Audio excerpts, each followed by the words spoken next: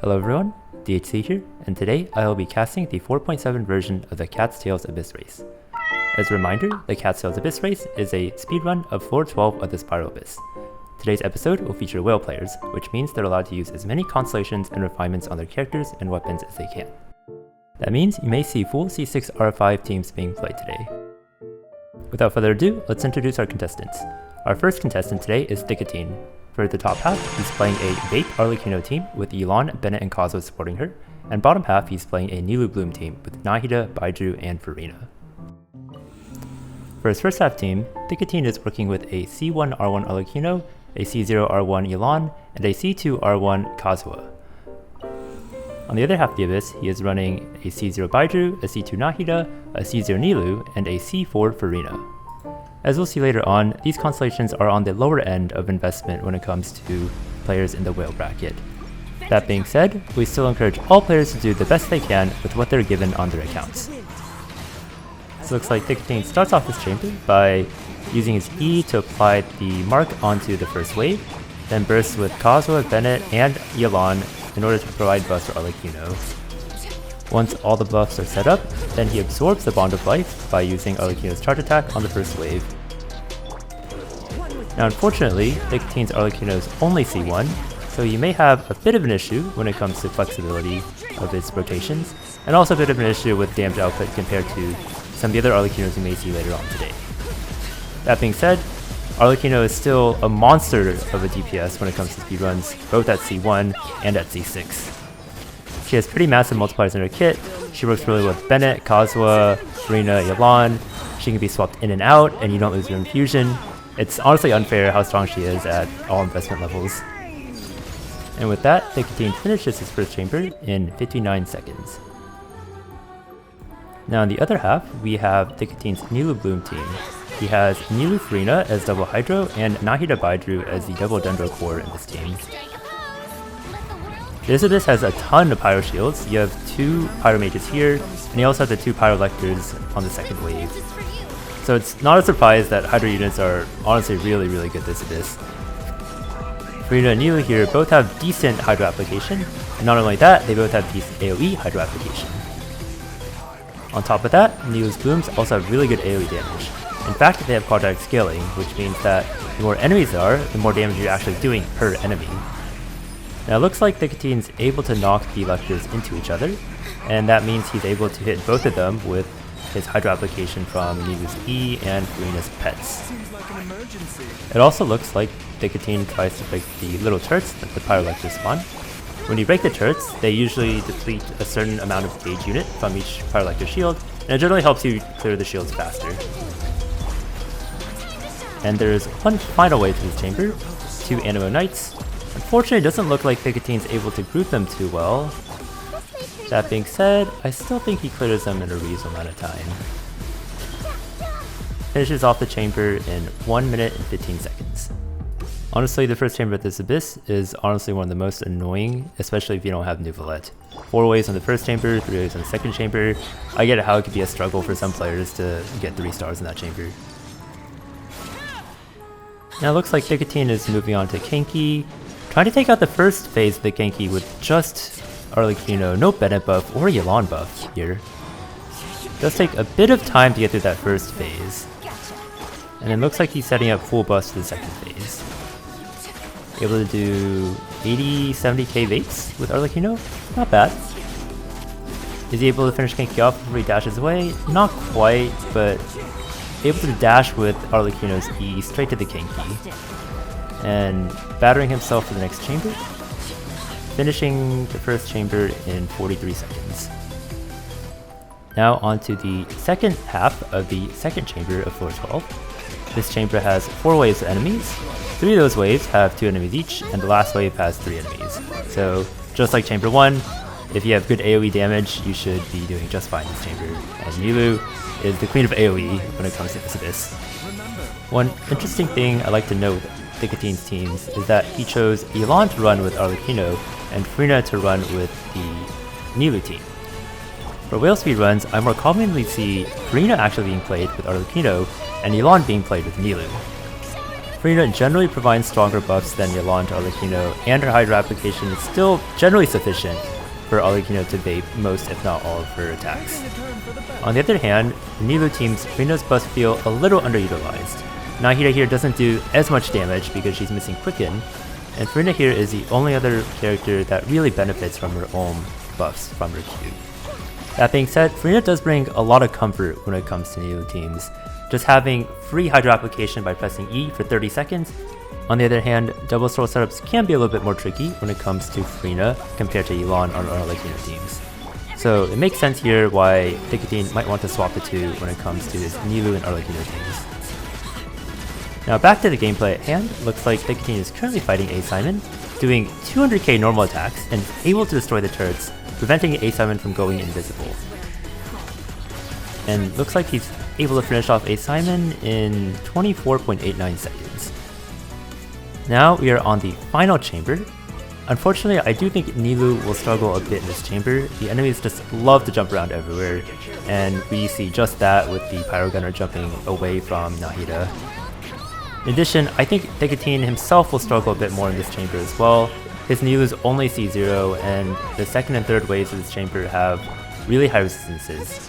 I believe the two Consecrated Beasts have 40 resistance to every element, and even higher to their own element. And the Monster and Aberrants, I believe, also have 70 resistances while shielded. So without C2 Nilou, Thicatine is going to have a much slower clear time here compared to someone with a C2 Nilou go against his chambers. As a reminder, C2 Nilou shreds 35 Dendro and Hydro resistances on basically every enemy. And as someone also with a C0 Nilou, I can feel Thicatine's pain here in this chamber. Thicatine is now on the final wave of enemies, and hopefully he's able to finish it off in this rotation. First with Nahida, gets some iframes, kills one of the crabs. Unfortunately, it looks like the Scorpion has dodged most of the wounds, and Thicatine isn't really able to get the quadratic scaling by having multiple enemies close to each other. And he finishes up this chamber in 1 minute and 16 seconds. Overall, I'd like to congratulate Thicatine for giving a great attempt despite not having the necessary constellations really to compete the well bracket. He still put up a respectable time, and we got some great gameplay with Nilou and Arlecchino. Next up, we have Chrome. Chrome is running a Chlorand Overload team for top half, and a classic Neuvillette Hypercarry team for bottom half. His Chlorand is C6R1, unfortunately Chevres is only C5 here. And interestingly enough, Bennett here is on Instructor. And for the other half, he is rocking a C6R5 Neuv, a C2R1 Furina, and a C2R4 Kazuha. So pretty close to max Neuv team on the other half. I'm pretty excited to see this Chlorand gameplay for top half. The current Abyss Blessing gives a 20% buff to normal attacks after using Elemental Skill, so this is a slight favor towards Chlorand teams, which makes sense because this is her banner patch. Chrome takes out the first wave of enemies with Chlorand's Burst, takes out the second wave Ruin Guard with Chlorand's Infusion, and able to take out the third wave as well. And he has one last wave of enemies to deal with. Looks like he sets up Bennett Burst, Sara buff, and looks like he's just using Chlorand's E to take out this last wave, finishing the first chamber in 31.68 seconds. Now unfortunately, without C6 Chev and without Absolution Fines, Chrome will lack a bit of damage bonus on his Chlorand compared to some of the other Chlorans you may see later today. That being said, the first chamber clear time is still pretty respectable with a C6R1 Chlorand. Now on the other half, we have the classic Neuvillette Hypercarry team. I don't think there's too much more that needs to be explained with this. Rotation here is pretty self-explanatory, setting up Furina's Burst, followed by Kazuha's Swirl, and then going ham with Neuvillette's charge attacks. A lot of whale speedrunners here also like to use Baiju. Baiju C2 basically lets him apply Dendro without even coming onto the field, and that saves you time from having to set up the third stack for Neuvillette's Draconic stacks. Baiju also helps build Fanfare, he occasionally gives you extra droplets from Neuvillette C4, and he can also hold the healing set to give a little bit of extra damage to Neuv. Now onto the second chamber, with Chlorand going against the Magu Kenki. One issue with running Chlorand against Magu Kenki is that if you use an E Fusion for the first phase of the Kenki, it won't be off cooldown by the time the Kenki becomes vulnerable for second phase. However, Chrome solves that by bursting down the first phase of the Kenki without even using his E Infusion, and then saving his E Infusion for the second phase of the Magu Kenki. On to the second half of the chamber, we have the typical Neuv rotation, again setting up Frina buffs, Kazuha buffs, and then going straight into Neuvillette's charge attack. With all the bottom half chambers being AoE and favoring Hydro for the shield checks, Neuvillette is probably one of the best choices when it comes to the bottom half of this abyss. Chrome's Neuvillette here doing over 100k charge attacks against wolves, and he finishes his chamber in 23 seconds. Now onto the final chamber with Clorinde going up against the A Simon. One thing I like about Clorinde is that she's just so flexible with so many teams. You can run her in Overload like Chrome is doing here, you can run her in Taser with Frina, Yelan, you can run her in Quicken with Fischl, Nahida. There's just so many teams and teammates you can run her with. So for example, if you have Frina, Kazuha taken away from you, like Chrome has on his other half with Neuvillette, then you can still run a fairly cheap Overload team with Bennett, Chevreuse, and Sara, and still get pretty great clear times with Clorinde on the other half of the Abyss. Chrome clears A Simon in just 16 seconds, and he is on the last chamber of the Abyss. Unfortunately, the high resistances are a bit of a pain for Neuvillette if you don't shred them with Kazuha's VV, or have any other form of shred.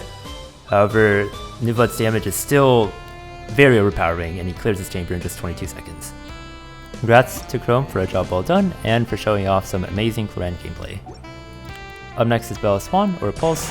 He calls himself Pulse a lot, and I also call him Pulse a lot, so I'll be calling him Pulse during this video.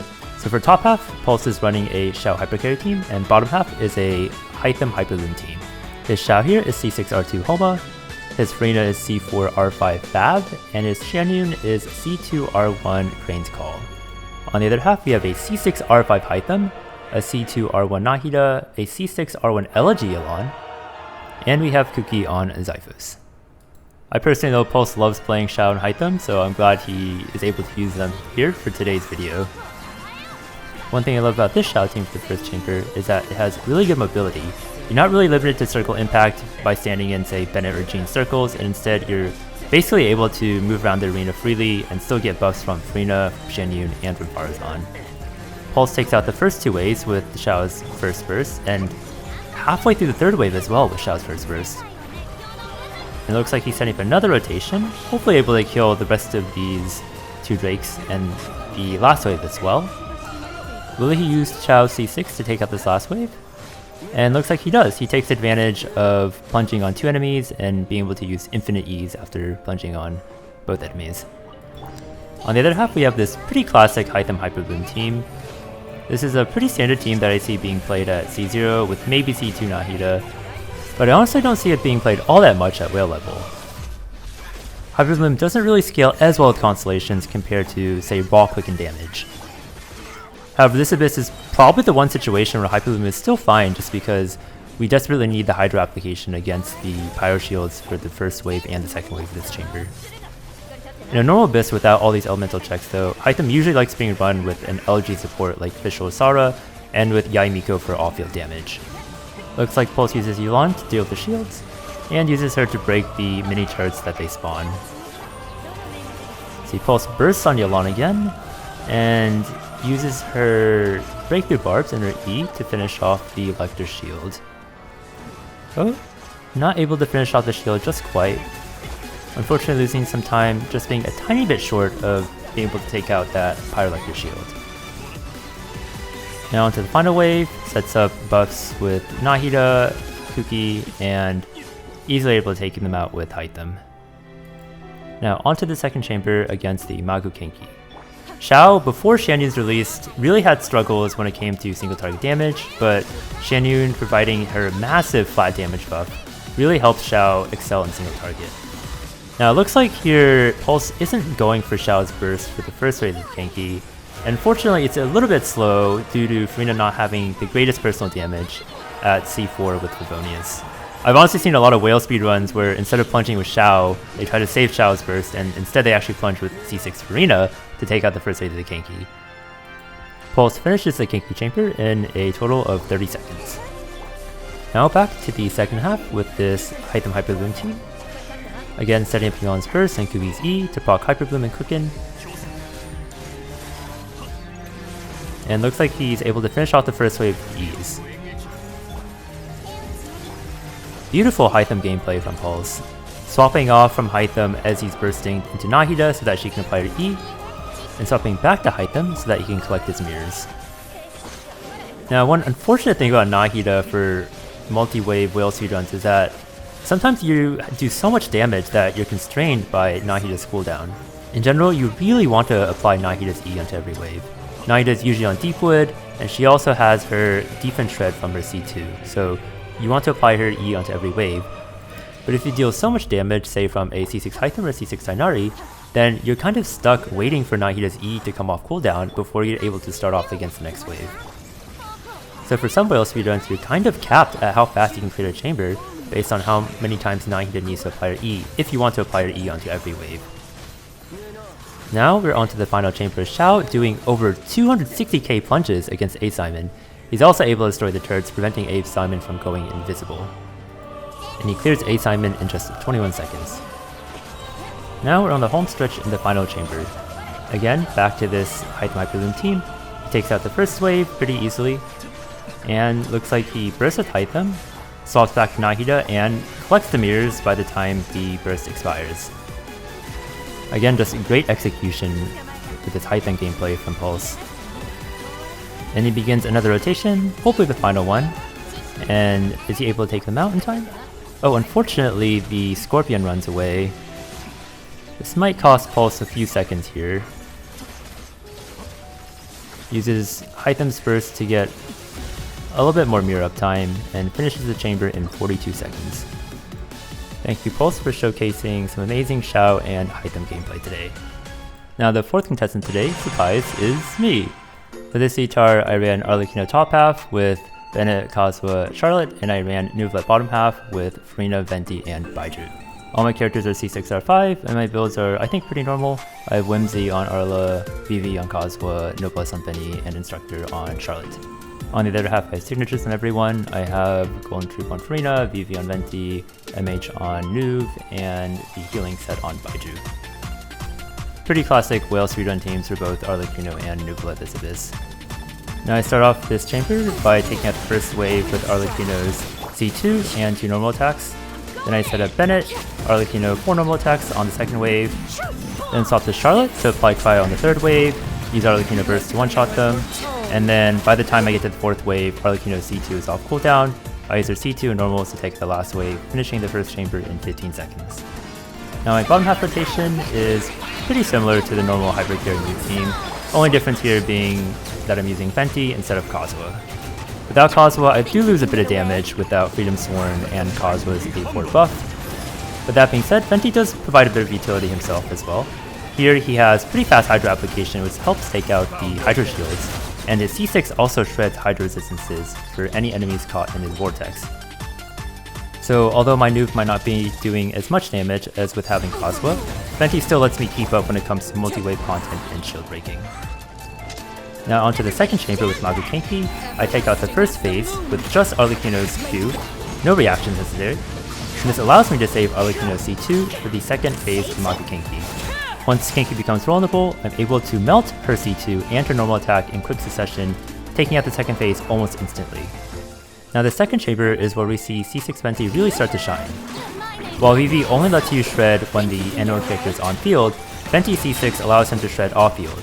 Although the shred isn't as much, it's only 20% from the C6 compared to 40% from Vivi. It's still pretty meaningful, especially when it comes to the third wave of this chamber. The Wolves have extra high resistances compared to normal. They have, I believe, 25 resistances to every element compared to the normal 10. Now onto the final chamber with my Arlecchino team.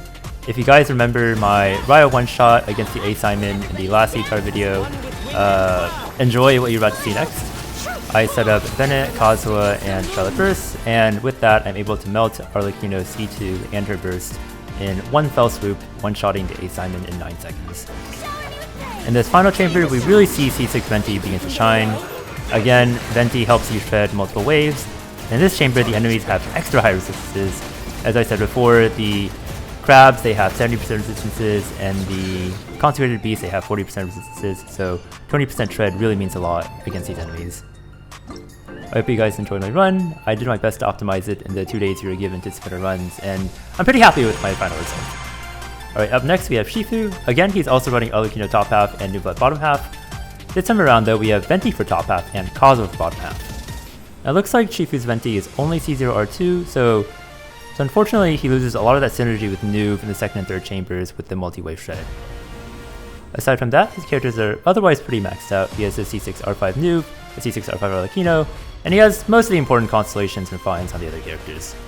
Also, from personal experience, I know Shifu farms MH a lot, and I believe his Neuvillette is top 50 on Akasha, so be prepared to see some very big numbers from Neuvillette. In his first chamber here, Shifu uses Venti instead of Kazuha to grip the first wave, and follows up with a similar rotation against the second and third wave, taking out the third wave by melting Arlecchino's Q, and takes out the last wave with Arlecchino's C2 and some normal attacks. Now, despite his CC being almost completely useless, Venti is actually not that bad for top half. He's still an Animo unit, so he can carry VV, he can carry Elegy, which is great for Arlecchino, especially in our melt teams, and if you can induce his burst, you can use it to enable melt and vape reactions. Now on the second half here, we have a pretty typical Neuvillette rotation. We should expect similar times to the other Neuvillette runs we've seen today, maybe with small differences based on the exact rotation they use and their artifacts. But Shifu does finish that chamber in 24 seconds. Now onto Magu Kenki chamber. He starts off by using VV on the Kenki himself, and instead of bursting, he uses Arlecchino's C2 and normal attacks to take out the first phase of the Kenki. And looks like this is where we see Venti being used as a reaction enabler, infusing his burst with Cryo so that Arlecchino can melt her N4 and clear the second phase of the Magu Kenki. Now the second chamber is where you can really see how Kazuha and Venti stack up when it comes to Neuvillette teams as Abyss. Kazuha here is able to give Neuvillette massive damage bonus buffs, and this allows Shifu's Neuvillette to hit 146k charge attacks. Now unfortunately the damage against the next 3 waves is a bit lower just because Kazuha isn't able to shred multiple waves like Venti is. However, the damage bonus buffs are able to make up for it, and Shifu is able to get a similar clear time with Kazuha compared to Venti. Now onto the final chamber, Shifu again uses Venti for VP, and also uses his burst to enable melt for Arlecchino, clearing the A Simon in just 12 seconds. This last chamber unfortunately is where Kazuha does struggle a bit to keep up with Venti. The resistances, again on the last 2 waves of this chamber, are just really high, and without multi-wave shred, Neuvillette really struggles to clear that second wave as quickly. That being said, this is still C6 Neuvillette, and these are still incredibly fast clear times, so great job for Shifu for clearing this chamber in just 16 seconds. Again, still great job for Shifu, despite not having full C6R5, still putting up an amazing clear time in this Abyss. Up next we have Truedrew, I like to call him Drew. For top half, he's running a Chiori hypercarry team with Zhongli, Goro, and Yelan, and bottom half, again he is running a Neuvillette team with Furina, Kazuha, and Fischl as his third Draconic stack. I personally know Drew as a Geo main, and we can see it here. He has C6R5 Chiori, C6 Zhongli, C6 Goro, crowns on everyone, and his other half team is also pretty highly invested. He has C3 Furina, C6R5 Neuv, C6R5 Kazuha, and Fischl. Now Kazuha is on Deepwood and Fischl is missing an artifact. I don't know if that's intentional or if he may have accidentally left it on as a mistake, but we'll see how that affects his clear time. Now, one thing I do know about Drew is that he is currently pretty far away from home, and we can see that in this recording. He is currently dealing with 250 millisecond ping, which I don't doubt is probably very uncomfortable to play with. Now it appears that Chiori here is main DPS, as C6 Chiori gains a massive cooldown reduction when she uses her E, and her normals also gain a massive defense multiplier, and this basically allows her to be played as an on-field Geo main DPS. In terms of teammates, Goro is a really great support for Chiori. He buffs her defense, he buffs her Geo damage bonus since there's 3 characters to the team, and he also gives 40% crit damage, again because there are 3 Geo characters to the team. Drew finishes the first chamber in 40 seconds. Now one thing I am curious about is how Navia might have performed that team. I do know Drew has a C6R5 Navia, but it seems like Drew has just opted for pure main DPS Chiori in this first half team. Navia Chiori is a really strong core when we're talking about C6 units. In general, they have pretty great synergy with each other. Navia doesn't really require all that much field time, so you can spend a lot of time just on fielding Chiori and doing a lot of damage to the normals. And while you're doing normal attacks on Chiori, you can build up tons of crystals for Navia to collect and do a ton of damage with her E when she swaps in. Currently the most popular Navia Chiori team is Navia Chiori Goro and C6 Furina. In that team, Furina provides massive damage bonuses to everyone, And in addition, Goro also provides crit damage for both Navia and Shiori, he provides defense for Shiori, and he also holds Elegy to provide attack for Navia. Getting back to the right hand here, it looks like Drew is about to finish the first chamber in 46 seconds. A bit behind pace of the other Neuv runs, but still respectable, especially given his ping. I do feel like the deep put on Kazuha may have hurt his clear time a little bit. He prevented himself from having access to Red Shred, which is increasingly important in the next two chambers, especially for Neuv. In the second chamber here, against Kenki, Drew sets up his buffs with Zhongli and Goro, and front loads a pretty good amount of damage with Jewelry's burst and normals. Now Drew finally bursts on Yuan to help him front load even more damage against the second phase of the Kenki, and clears out the second phase in 26 seconds. I don't actually own Shiori, and the gameplay I have seen of Shiori, none of it has been in English, so I think that's actually the first time I've heard that voice line of hers. Again, second chamber, pretty typical Neuv rotation, sets up buffs with Green and Kazuha. Drew doesn't decide to give Neuv 3 Draconic stacks, which is quite interesting, though now he swaps into Fischl and gives him 3 stacks. Unfortunately, Neuv damage is a bit limited again due to no VV, especially against this third wave of wolves with slightly increased res. That being said, it's still C6 Neuv and third times are still pretty fast. And it looks like Crew finishes this chamber in 35 seconds. Now onto the final chamber. I do wonder if he'll be able to destroy the turrets in time. I have seen Shiori draft this Abyss where she isn't necessarily able to destroy the turrets in time and the A Simon goes invisible. That's because Shiori doesn't really have that much front load in the kit. But let's see. Can he destroy the turrets? And he can. So the A Simon does not go invisible, and he'll be able to DPS it down.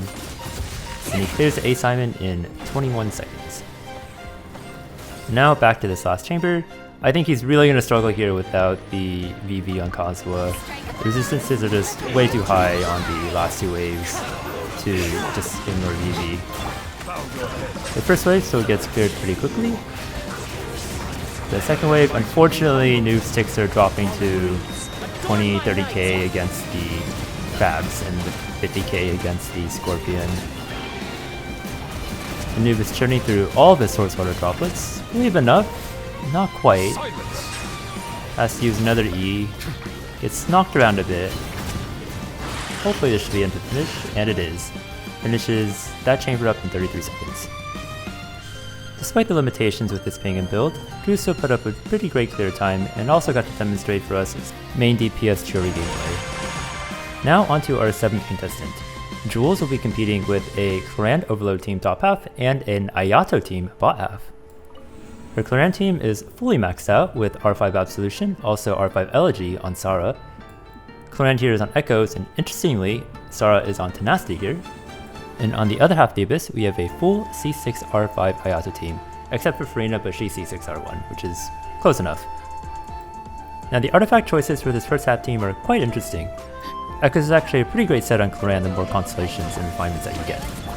Her C1 and C6 give her extra attacks for Echoes to proc on, and the refinements give a ton of damage bonus, which kind of diminishes the value of sets like Whimsy and Glad. So from this chamber, it seems that Jules is able to get through the first wave, second wave, and most of the way through the third wave with a single rotation. And it looks like she's setting up a second rotation right now, taking out the remainder of the third wave and clearing the fourth wave, finishing the chamber in just 24 seconds. Now this Ayato team on bot half is actually pretty interesting.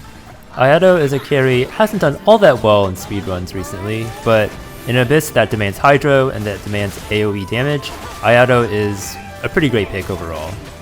He's been a top pick when it comes to pick and ban, and looks like here he's doing pretty well in speedruns as well. Although it doesn't appear that Jules has actually used Ayato so far, well, until now. I guess Ayato does have his quadratic scaling Q for Hydro application against Lectors, and able to take out Lector shields before they even drop their turrets. All that Hydro application from Yuan, Ayato, Farina, and Kazuha is able to completely shred through those shields, clearing the first chamber in 35 seconds. Ayato Yuan is honestly a really great pairing. Neither of them at C6 really demand 100% field time, so you have room to use both of their C6s in rotation. Also, Ayato can drive Yuan's barbs, which helps a lot with single target damage. For Chamber 2, Jules starts off with a similar strategy of Clorand against Kenki, taking out the first phase with her burst so that you can preserve her E infusion for the second phase. And as soon as Kenki becomes vulnerable, Jules takes him out in just 19 seconds. We can also sort of see why Jules ended up putting Tenacity on Sara compared to a more DPS oriented set. Because the Magu Kenki and A Simon later on favor front-loaded damage, sometimes it can be helpful just to stack as many buffs on your main DPS as you can, and here she accomplishes that by putting Tenacity instead of a more DPS oriented set on Sara. Now to the second half of floor 12 with this Ayato team. One thing I really like about Jules' execution of this team is how Ayato and Yelan are being played as quick swap, which allows Kazuha to refresh his VV and A4 on multiple waves of enemies. And with that, Jules clears the chamber in just 27 seconds. Ayato is still honestly putting up quite a respectable performance as Abyss, despite DPSs like Neuv existing this game. And now onto the final chamber this run. We start off with Sara applying Electro to the enemy, and this allows Shev to give her attack buff. And then, we don't seem to be applying the Sara buff onto Clorand. That is interesting. I wonder if we could have saved maybe a second or two there, but regardless, it's a 13-second clear, which is fast enough. I think Sara there just barely didn't have enough energy to use her burst right before Jules swapped into Clorand and used her E. Anyways, onto the final chamber. Begins with Karina burst, grouping up the first wave, and clears them with a mix of Yelan burst and Karina C6 damage. VV's the second wave, clears the second wave with the Yelan's barbs, and last wave with Ayato's E. Very elegant rotation to end this speedrun, clearing the third chamber in 19 seconds. Bravo to Jules for putting up competitive times at both halves and demonstrating that Ayato is still strong in 4.7. Our final competitor today is Topclass-A, also known as Top, and he is running Clorand Overload top half and a Neuvillette hypercarry team bottom half. Again, archetypes that we've seen perform quite well both halves of this Abyss.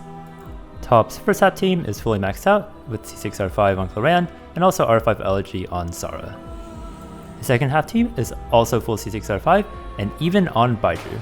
I don't know how exactly he got R5 on Baidru, but I'm guessing it was probably on Farina's banner in 4.2. Same thing happened to me. I have R5 on Baidru. Not the happiest time for me back then. But looks like Top starts off the chamber, bursting down the first wave with Clorand's Q, taking out wave 2 with her infusion, and he's able to get halfway through wave 3 before starting his next rotation. He starts up a new rotation with Bennett Burst, applying Sara buff, and going straight into Clorand, finishing off the third wave with her infusion, and nuking down the last wave, and is able to finish them off in 26 seconds. For bottom half, we again have this classic hypercarry noob team. Nothing more needs to be said. Neuvillette has been the answer to AoE multi-wave content ever since he was released in 4.1. Now, interestingly enough, there's actually a team that comes really close to new for the bottom half of this Abyss. We didn't see it in any of the runs today, but we actually saw it in a couple of the Dolphin video runs a few days ago. And the team I'm referring to is Clorand plus Farina. In the Dolphin video, we saw Clorand Farina being run with Fischl and Kazuha, and for whale speed runs, we see Clorand Farina being run with Venti and Sara. Now, to be fair, it wasn't really discovered how strong Clorand was for the bottom half of this until a few days in, and for the whale video, we only had 2 days at the beginning of the Abyss to submit, so we didn't really have time to test teams like that. In the end, Clorand actually ended up being only a few seconds behind Neuvillette for whale runs this Abyss. Now back to Top's run, it seems that he has taken a different approach to Genki compared to Chrome and Jules. He uses an infusion to take up the first wave, and bursts down the second wave of Magu Genki. Now the second phase of Magu Genki does have way more HP than the first phase, but it seems like Top is able to stack up enough buffs on Clorand so that she doesn't need a second infusion after using her elemental burst to take out the second phase. Now onto the Neuvillette half. I think this is the first time we've actually seen the full 360 spin from Neuvillette. As a reminder, if you spin fast enough with Neuvillette, I believe that being 90 degrees a second, you'll be able to hit every enemy in a circular AoE around him. And with that, Top clears the second half of Chamber 2 in 20.24 seconds. Now in the final chamber against A Simon, it seems that Top needs to battery Bennett up. Once he's done that, he bursts on Bennett, then Sara, and then switches to Brand to take out the A silent with her infusion, finishing the chamber in 15 seconds.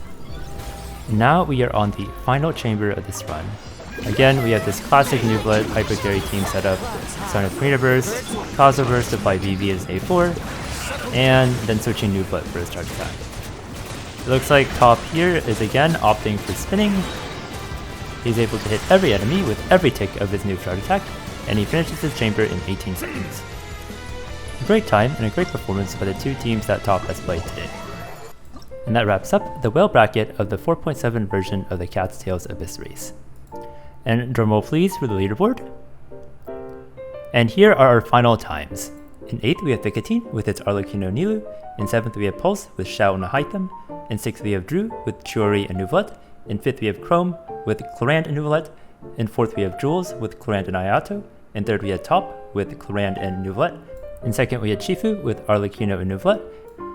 And in 1st place, drumroll please, we had for top half Arlecchino, Kazuha, Bennett, and Charlotte. And drumroll please, for the second half we had Farina, Venti, Neuvillette, and Baiju. And first place is DHC with a time of 1 minute 36 seconds. Thank you everyone for submitting a run to this 4.7 edition of Ctar, and thank you Happy Gaming Cats for hosting this event. And thank you everyone for watching. Please, if you can, check out the Happy Gaming Cats channel.